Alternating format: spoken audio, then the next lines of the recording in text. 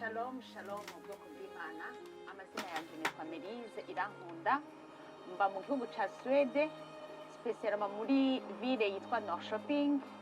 Ndi umukristu, ndakijijwe, nkunda Imana, nkakunda n'abantu, mugabo Imana ibakunda kundusha. Nkaba ndi umuririmbyi, ndirimba indirimbo za gospel, indirimbo zishobora gushikana ubwoko bw'Imana mw'ijuru. Imana ibahe umugisha. Nkuko nabibabwiye, nasohoye album y'indirimbo 6. Indirimbo 2 gusa nizo zimaze kuja ku masanamu, hanyuma izindi nazo turiko turazitegurira amashusho mu minsi iza. Indirimbo ya mbere yitwa Yarankijije.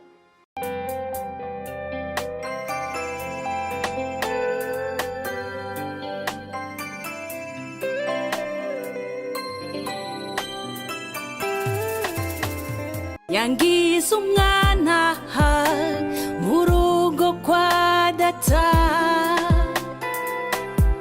yankwegesheje umugozi w'urukundo, nduwidegemvya nta rubanza nkiriko, mfise umunezero udashira.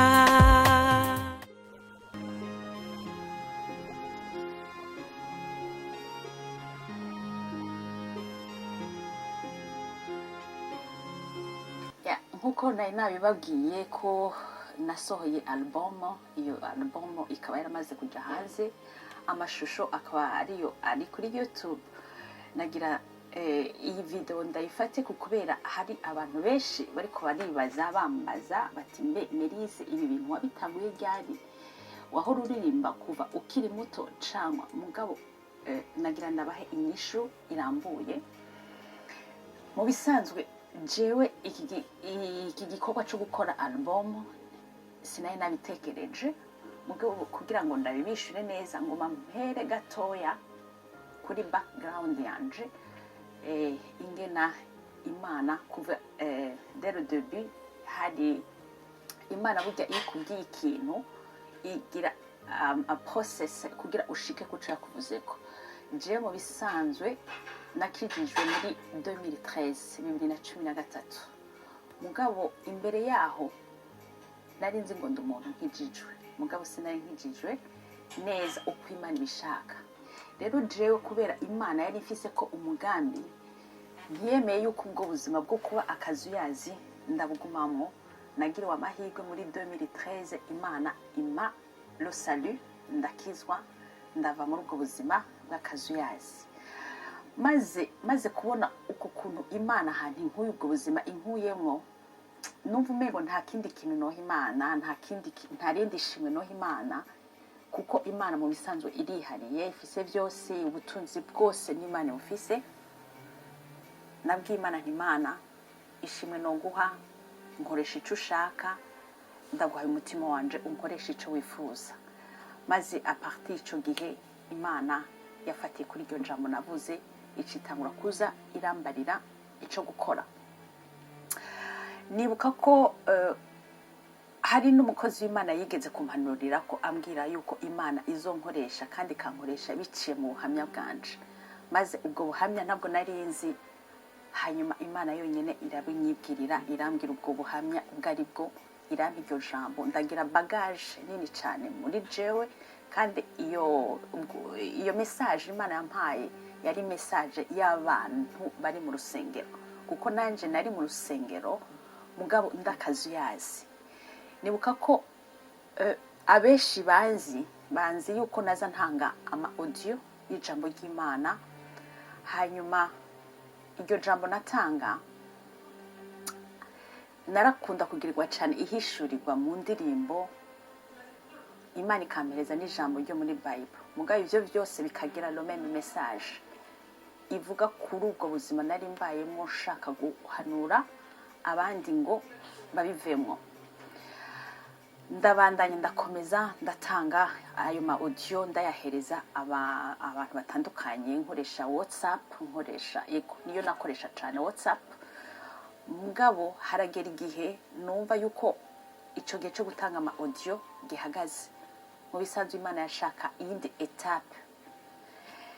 Ndabandanya uko urumva ngo mafise ya message imana yambwiye guhereza ubwoko bw'Imana, mugabo nkaguma nibaza igari iyo message nzoyitanga. Naragerageza no kwironderera jeje nyene nkicira inzira kugira ngo ashobore gutanga iyo message, mugabo Imana igafunga inzira. Yo yari izi inzira izo yicishamo kugira ngo ashobore gutanga iyo message ku bwoko bw'Imana. Maze novuga ngo nko mu ntango z'ukwezi kw'indwi k'umwaka ushize natanguye kuza numva iyindi santima muri je mu mutima, ijwi rimbwira ngo igihe ni iki.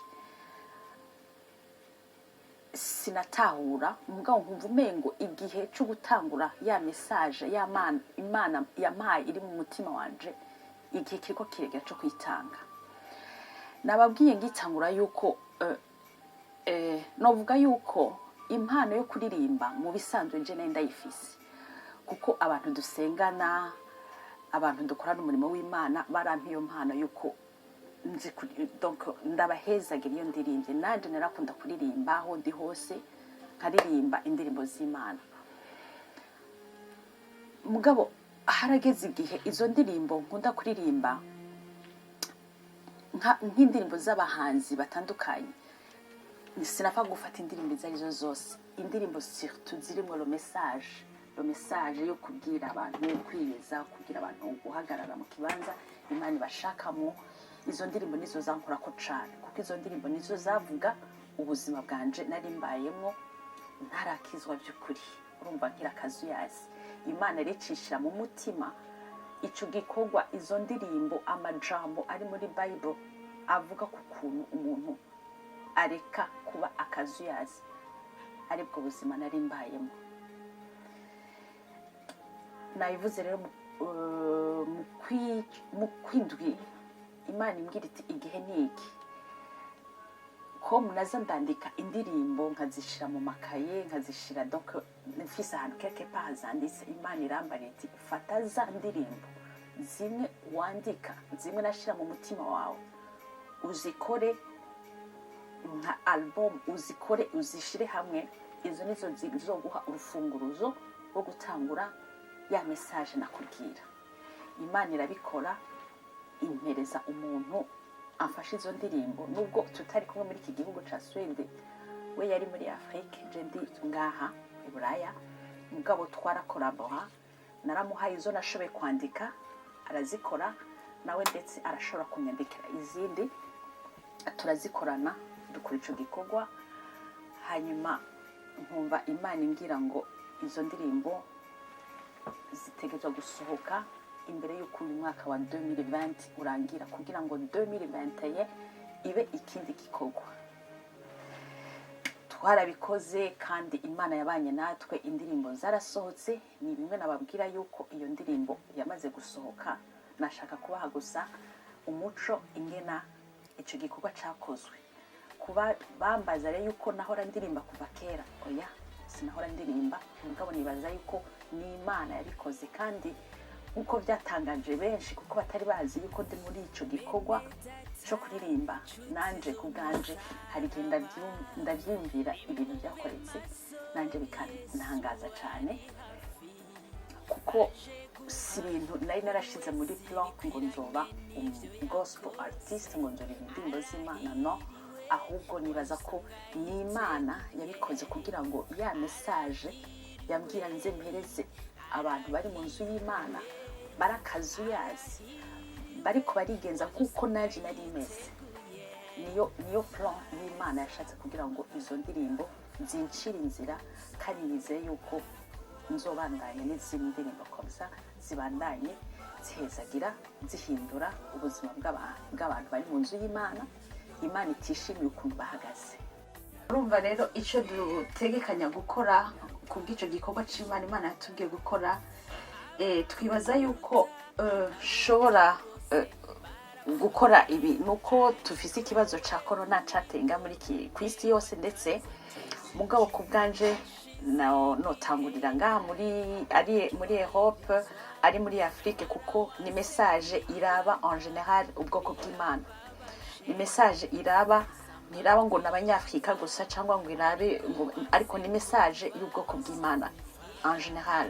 Rero izo ndirimbo kubwanje kubera ziri mu rurimi rw'ikirundi na cyane cyane umva muri Afrika no ziza kuzibaririmbira nkabaherezana no message, muga bitabujije ko no ngaha muri Europe nzoziririmba le temps que corona yohera abantu bagasubira guhura, izo ndirimbo no ziririmba nkabahereza iyo message y'Imana. Atirerere iyi video nashaka gushimira umuntu wese yagize icakora muri kino gikorwa.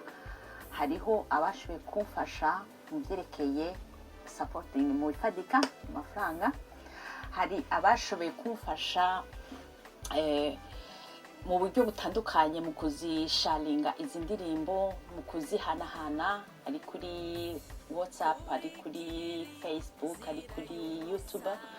Nkashimira umuproducer yashoboye kunkorera izi ndirimbo, nukuri ndamushimiye cyane, na cyane cyane byihariye ndashimiye uwashoboye kuzimfasha kuzikora.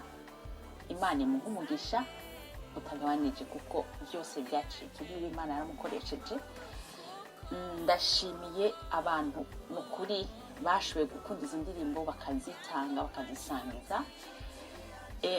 Maze nababwiye ko indirimbo zibiri zimaze gusohoka kuri YouTube, nagira ndababwire imbere gatoya ko imaze gusohoka, nayo yitwa Garuka. Reka ndabarimbire une petite morceau yayo ivuga ngo: bene data nshuti z'umusaraba, nimube maso, Yesu ari hafi, aje guha buri wese bikwiranye n'ibyo yakoze. Arahiriwe uwazosanga yiteguye, arahiriwe, arahiriwe, arahiriwe uwazosanga yiteguye. Data nshuti z'umusaraba, nimube maso, Yesu ari hafi, aje guha buri wese bikwiranye n'ibyo yakoze. Arahiriwe uwazosanga yiteguye, arahiriwe, arahiriwe, arahiriwe uwazosanga yiteguye.